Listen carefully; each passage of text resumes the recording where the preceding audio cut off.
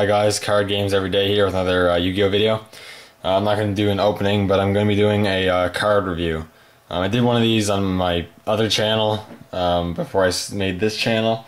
I got good feedback, so I'm going to start doing it on this channel. I've been meaning to do this for a while, but I just haven't gotten around to doing it, but I'm going to do it now.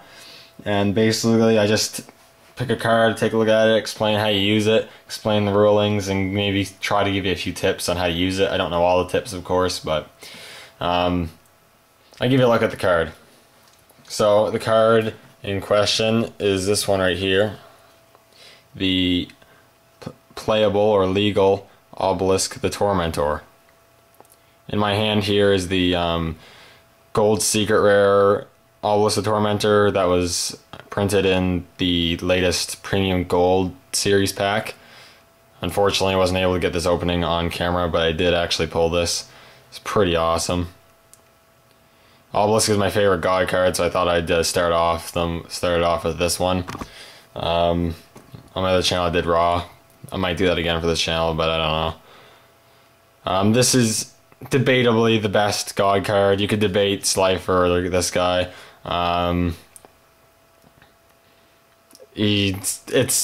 He's one of the safest ones to play, that's definitely for sure. So I actually have two versions of Obelisk. I also have a Obelisk that was printed in the Battle Pack 1, Epic Dawn. This is the black rare version, and it is the alternate art version. I'm just going to do a quick comparison here of the two cards. As far as I know, I haven't really taken a close look at the effects, but I think both cards have like the exact same written effects, so not really much to go on there. Obviously this one's foil. I think the gold secret looks really nice on it. I have to say I really like that. This one's pretty much a common, just has the black gold. But take a look at the pictures. Obviously got the original art and the alternate art. I love the original art for Obelisk. I think the original art looks the best. I really don't like this art. It's not terrible, but it's just, I hate the white background. It looks bad in my opinion. And I mean, it looks okay, but I just use it just so I can play it. It's just okay. It doesn't look too good. Compared to this guy, doesn't look very good. Now let's put that to the side. Take a look at this one. So Obelisk the Tormentor, he's a divine attribute. 10 stars. First ed. Let's see if I can... There we go. He's Divine Beast with effect. He has a base attack of 4,000 and a base defense of 4,000. And his effect is requires 3 tributes to normal summon, cannot be normal set. This card's normal summon cannot be negated. When normal summon, cards and effects cannot be activated. Cannot be targeted by spells, traps, or card effects. During the end phase, if this card is special summoned, send it to the graveyard. You can tribute 2 monsters, destroy all monsters your opponent controls. This card cannot declare an attack the turn you activate its effect. So, this is, like I said, easily could be one of the best ones. You could argue Slifer is the best one. Slifer definitely has OTK potential. So does this one, I guess, but he's not really used for OTKs. But this one is the safest one to play. But before I get to that, obviously it says at the beginning you need 3 tributes. It's pretty obvious. You gotta tribute 3 monsters. You can't normal, even though it can only be normal. No, when you normal summon it, you can't normal set it, so you can't put it face down in defense. You have to put it face up. And when you summoned, you can't negate his summon. So you can't solemn warning it or anything. You cannot activate any cards when he summons. You can't activate like Bottomless or whatever, Asset, whatever, Trap Hole. You can't activate any of those. One of the best parts about Obelisk is he cannot be targeted by spells, traps, or card effects. That's very good, and that's what makes this guy a bit safer, because right when you play him on the field, and maybe when you attack, you're not going to lose him right away, per se. With the other cards, Raw, you take a huge risk. You could spend all your life points. He's not protected. If you don't protect him with other cards, you could lose him right off the bat. Same thing with Slifer, really. And if you don't support him, he can be lost easily with traps, spells, or card monster effects, which in my opinion makes Obelisk better than the other ones because he is off the bat a bit harder to kill. Obviously, you can still combo it with other cards. A card I use, because this is the only one I have at my disposal at the moment, is March of the Monarchs. When this is on the field, it's a continuous spell card. Any tribute summon monsters you control cannot be destroyed or targeted by card effects. So things like Mirror Force then couldn't destroy them.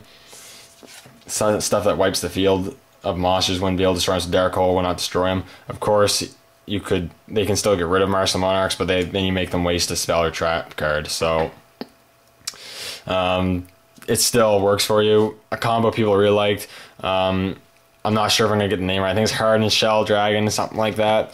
If you use that for the tribute, Obelisk literally does become immortal.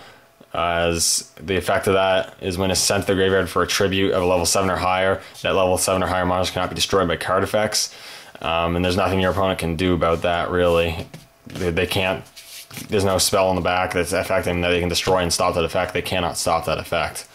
So it makes Obelisk really hard to get off the field, which is a good combo that people like to use for Obelisk. Moving on, if he's special summoned, which this is one you can actually special summon, he's sent to the graveyard at the end of the turn. So, I mean, if he's in your graveyard, maybe Call Haunted, or not Call Haunted, Call Haunted, whatever, you bring him back in the graveyard. You can use him up for the turn, so make him count, but then he has to go back. So you can work things out with that too. Makes him work well. Raw cannot be special summoned, so it gives him another edge over other ones. And his other effect is if you tribute 2 monsters on the field, you can destroy all monsters your opponent controls. That's a pretty good effect. He can't attack afterwards, but if you have other cards on the field, they can attack if you somehow have a full field. And you can just wipe their field with all their monsters. It's a pretty good effect. Just tributing 2 monsters. I'm not going to tribute any life points or anything. That's pretty nice. And again, he's the only god card that actually set attack. All the other attacks of the god cards can be altered. Raw, you have to waste all your... Well, maybe not waste, but you really have to invest all of your life points and hope you don't get destroyed by a simple card that does a little bit of direct life point damage. With Slifer, if you lose your hand, somehow he goes to 0, and then he's kind of useless. I mean, as long as they can destroy it anyways. So, I mean, that's why I really think Obelisk is just the best. I mean, I think he's just the safest to play. If you're going to play a god card, you want to play it safe, you play Obelisk. And he is fun to play. I like playing him. Again, he's my favorite, so I'm a little biased, of course. He's not the most expensive god card. The most expensive one is Slifer. I'm not really sure why. I think it's just because he's a personal favorite of many people. Obelisk is... This Obelisk here, you can get for $10. So it's a little bit of money, but not too much. Not hard to get. But I really like this card. I definitely think that it's playable. I mean, I don't think it's really competitive.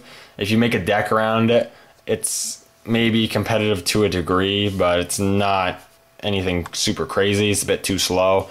It's awesome for just traditional play, though. It's really fun to play for traditional play and all that. And it's just a really cool card. It has a lot of different possibilities with combos and play options, so it's just really cool. Anyways, that was my card review of Obelisk the Tormentor. Thank you guys for watching. I'll be trying to get some openings up soon. Thank you guys for watching. I'll see y'all next video.